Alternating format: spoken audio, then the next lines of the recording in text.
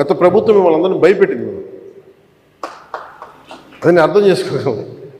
కానీ మేము మీకు భుజం కాసే వ్యక్తులు మేము. ఎందుకు ఒక వ్యవస్థని తిరిగి బలోపేతం చేయాలంటే చాలా చాలా కష్టసాధ్యమైంది.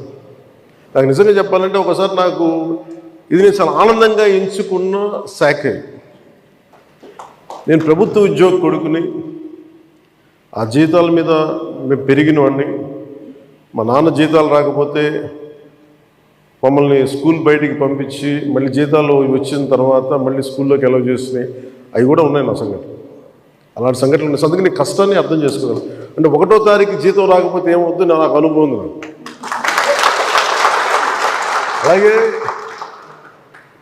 ఆఖరి వారంలో డబ్బులు అయిపోతే కూడా ఆ పరిస్థితి కూడా నాకు తెలుసు. మా పొరపాటున మేము ఏదో ఇవి జరిగిపోయినాయి, కానీ మేము ఇలా ఈ సినిమా రంగంలో ఇవన్నీ ఉండటం వల్ల బేసిక్గా చాలా సాధారణ స్థాయి నుంచి వచ్చాం. కాబట్టి అన్నిటికంటే కూడా సాధారణ స్థాయి మాకు భగవంతుడి వచ్చిన మమ్మల్ని తీసుకొచ్చిన సాధారణ స్థాయి కష్టాలని మేము మర్చిపోం.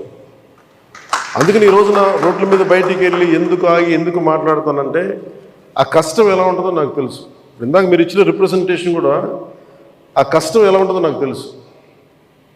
సో ఇలాంటి స్పందనకి వెంటనే ఉంటుంది. కానీ నేను కోరుకునేది ఏంటంటే మిమ్మల్ని గత ప్రభుత్వం మిమ్మల్ని భయపెట్టింది. అంతకుముందు ఉన్న ప్రభుత్వం మీరు ఏదైనా ఒక నిరసన చెప్పడానికి చాలా బలంగా చెప్పగలిగేవారు.